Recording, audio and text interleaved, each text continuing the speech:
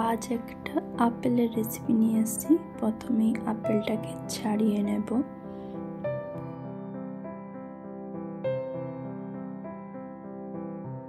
তারপর এটাকে পেস্ট করে নিতে হবে। তোমরা চাইলে মিক্সিতে করতে পারো, আমি এখানে এইভাবেই করছি।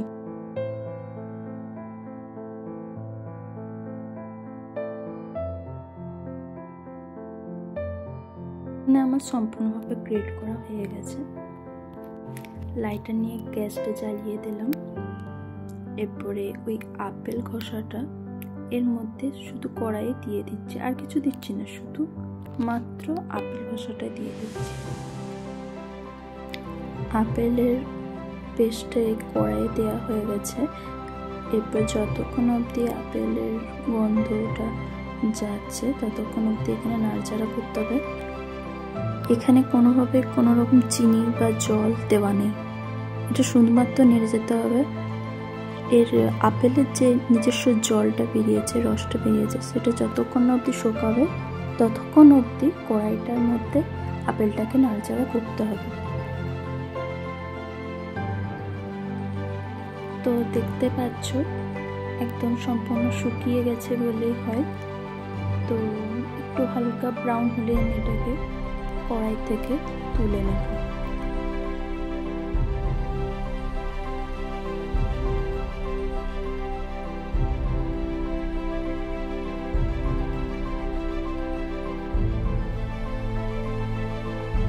কড়াইয়ের পরে আমি দুধটা দিয়ে দিচ্ছি।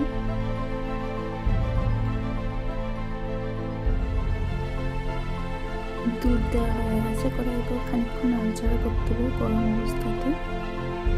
চিনি দিয়ে নাড়াচাড়া করে খানিকক্ষণ দুধটাকে কড়াইয়ের মধ্যে ফুটিয়ে নিতে হবে। আমি দুধে এলাচ দিয়ে দিলাম। এরপর খানিকক্ষণ দুধটা ফুটে যাওয়ার পর বাদাম কুচিটা দিয়ে দিতে হবে উপর থেকে।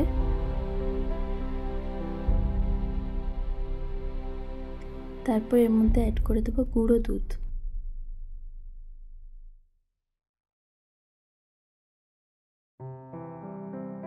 তারপর এর মধ্যে দিতে আপেলটাকে। তারপর একটা পাত্রে চিনি নিয়ে নিতে হবে ক্যারামেলাইজ করার জন্য। আমি এটা করছি যাতে রংটা আরো গাঢ় আসে।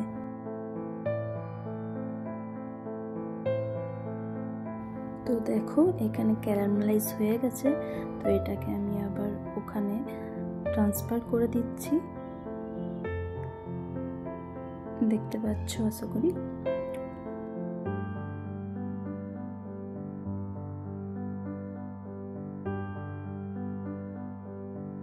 এটাকে আবার নাড়িয়ে চাড়িয়ে নিতে হবে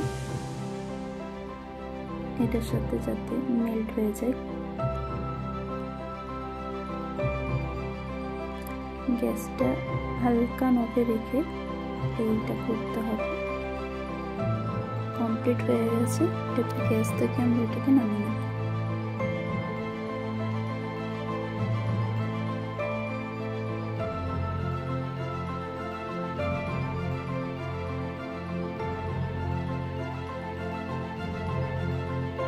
তো আমাদের তৈরি হয়ে গেছে রাবড়ি।